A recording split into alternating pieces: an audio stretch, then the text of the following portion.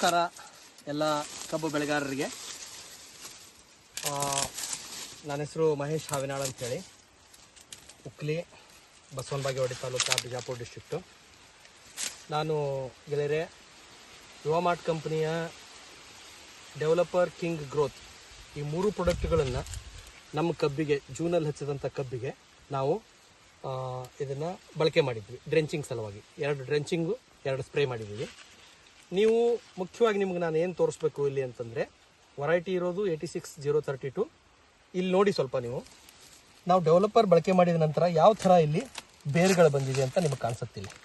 ಬೇರುಗಳ ಸಂಖ್ಯೆ, ಬಿಳಿ ಬೇರುಗಳ ಸಂಖ್ಯೆ ಯಾವ ಥರ ಹೆಚ್ಚಿಗೆ ಆಗುತ್ತೆ ಅಂತ ನಾನು ಇಲ್ಲಿ ನಿಮಗೆ ತೋರಿಸ್ತಾ ಇದ್ದೀನಿ.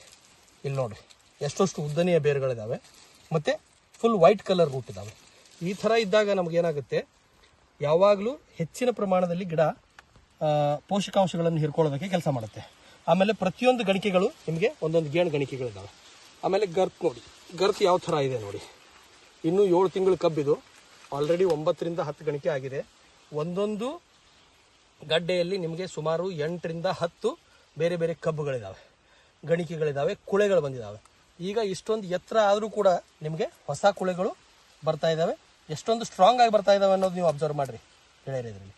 ಸೊ ಅದಕ್ಕೆ ನಾನು ಎಲ್ಲ ರೈತ ಬಾಂಧವರಿಗೆ ನಾನು ಏನು ಹೇಳೋದಕ್ಕೆ ಇಷ್ಟಪಡ್ತಿದ್ದೀನಿ ಅಂತಂದರೆ, 2 ಡ್ರೆಂಚಿಂಗ್ನ ಡೆವಲಪರ್ ಕಿಂಗ್ ಗ್ರೋತ್ ಎಕರೆಗೆ 1 kg 1 ಲೀಟ್ರ್ ನೀವು ಯಾವಾಗಲೂ ಯೂಸ್ ಮಾಡಿದರೆ ಭಾಳ ಒಳ್ಳೆಯದು.